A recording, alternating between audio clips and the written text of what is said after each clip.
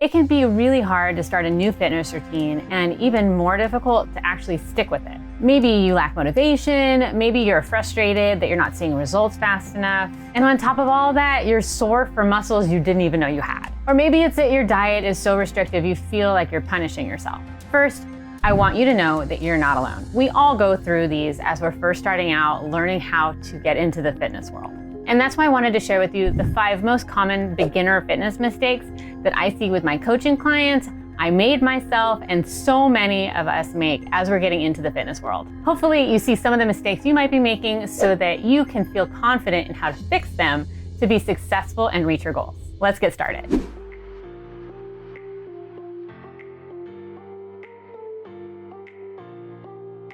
Mistake number 1. Don't go too hard, too fast. In order to achieve your goals as quickly as possible, you might feel like you have to train like you're in the middle of a Rocky training movie scene. But whether you're using weights, learning how to do cardio, doing HIIT, riding a bike, going too hard, too fast can lead to injury. Especially if your body isn't used to workouts. Your body needs to adjust to your new workouts, even if your mind is telling you, go, go, go, I have to do this. That way, as you progressively add the intensity, your body is ready for it and you don't injure yourself. For example, if you're lifting weights too heavy for you in your current state, your body is going to recruit extra muscles and tendons and all it can do to avoid injury. It's kind of like recruiting the Army reserves. Then those muscles might not be ready to hold up either, and those aren't as strong. So what you're gonna wind up doing is injuring tendons or hurting yourself with bursitis or tendinitis, and that's gonna make it so you can't even lift anything, even the lighter weights, until you recover. So start light, use correct form, and progressively add more weight as you're able to continually push yourself with good form. And just like with running and cardio, you can't run a marathon on day 1. You have to train your body to be able to hold up to something like that, or you're gonna hurt yourself. One way to set yourself up for success is to have small wins that'll help you stay motivated along the way. So setting those small goals and then hitting them will allow you to increasingly add more difficult goals as you continually progress. Think about Serena Williams. She was not born with that body. She worked hard. She did things day over day over day. And then eventually now she looks like she does. That's why it's important not to compare yourself to others. She put in a lot of work and you can't look like that on day 1. That's just not how it happens. But in full transparency, I have not seen any baby pictures of Serena Williams. So maybe she was born that way. Your body is a machine. Well, not really a machine, but pretty much like a machine. You feed it, you have it burn energy, and it performs to a certain level. You're gonna give fuel. It's going to perform at optimum level if it's well maintained and given the right type of fuel. So how does this work with fitness? Well, a lot of us start out by doing excessive amounts of cardio, using the machine a ton, and not really eating enough and restricting our calories. So not giving the machine enough gas. So what happens with a machine? Well, it stops working. So our body is the same way. Sure, it might run quickly and nicely and you might lose a little bit of weight in the beginning, but it's not sustainable. Your body is gonna become unhappy.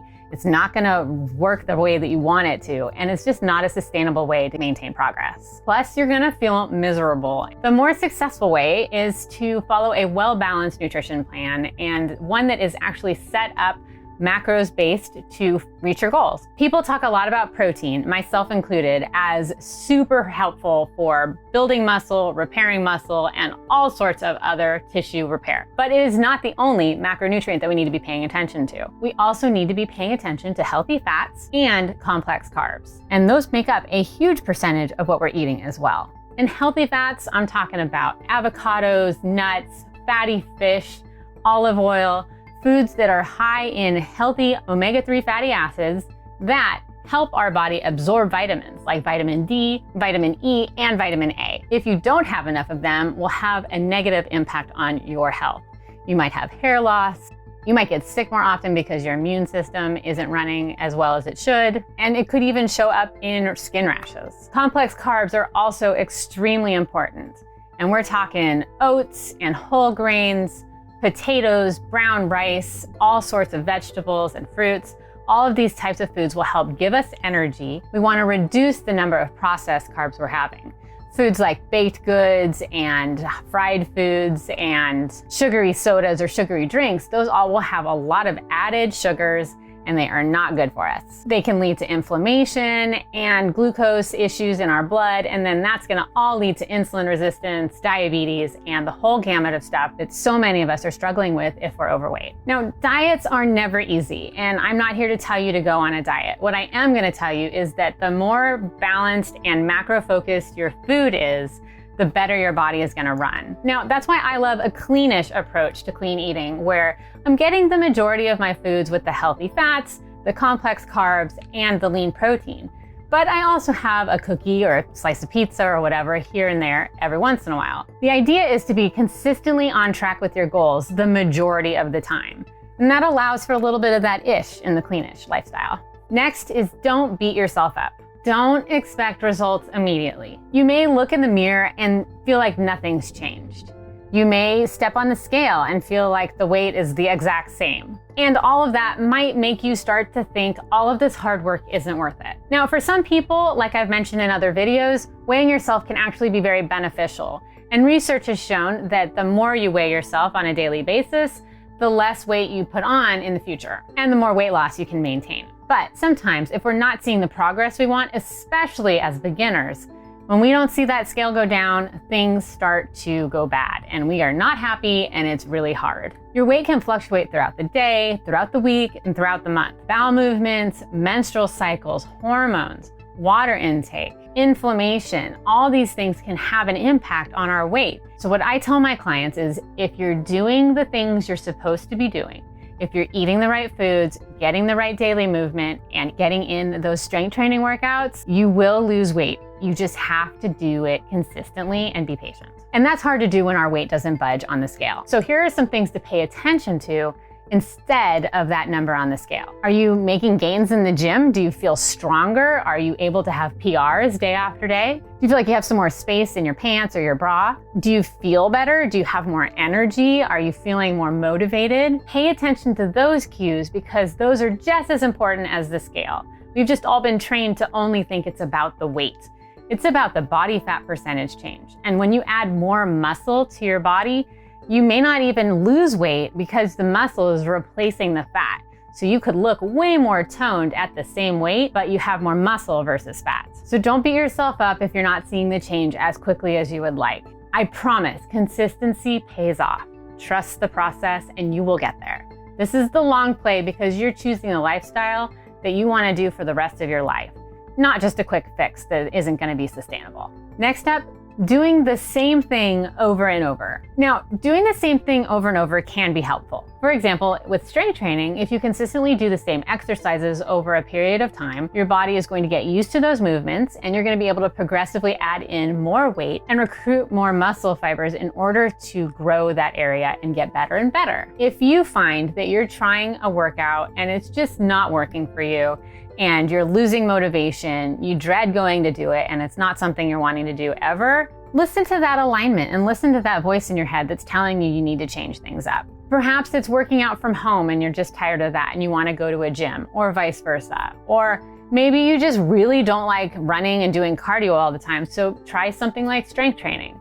And then once you find something you like, then try to be consistent with it. Find something that you enjoy that's going to help you reach your goals. Because if you don't enjoy it, it's going to be a really big lift every time you have to go do it. And honestly, that's why I love strength training, is because I'm not a huge fan of cardio, but give me some weights and let me feel strong and I am all for it. And that might work for you, or something else might be a good fit for you. Another way that we might want to change things up is to pay attention to if you're plateauing. If you feel like you're doing things consistently, but you just can't make any big progress and you're really trying to figure it out after having tried, maybe it's time to change things up so that you can actually get to that next level. Like adding in more weight, running it faster, or changing up your momentum or your tempo. Add in more reps or something else that's going to actually increase the intensity of what you're doing. Number 5, not getting enough rest. Sleep is super important. I know, another hot take, Lacey says sleep is important, but it really is. You gotta hear me out on this. Sleep is so valuable for weight maintenance, weight loss, peace of mind, emotional health, and so many other things, which I talk about in my video on why sleep is important. But what you need to know is the importance of resting. So when you're sleep deprived, your body releases hormones, and those hormones actually make you feel hungrier throughout the day and less satisfied with the food that you're eating. So on those days, you're gonna be starving the whole day, trying to eat more food, actually eating it, and then not feeling satisfied. So that's no good, and we don't want that. Sleep allows our body to rest and recover. That's when the muscle is getting built. Studies have shown that people who get poor sleep, as compared to those who are getting 6 to 8 hours a night, have more health problems. They have more heart issues.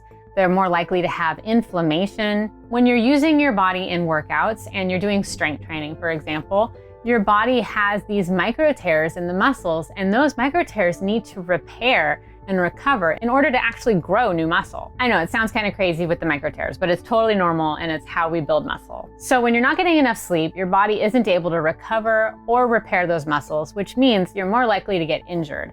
And those injuries set us back, and they're painful, and we don't want that.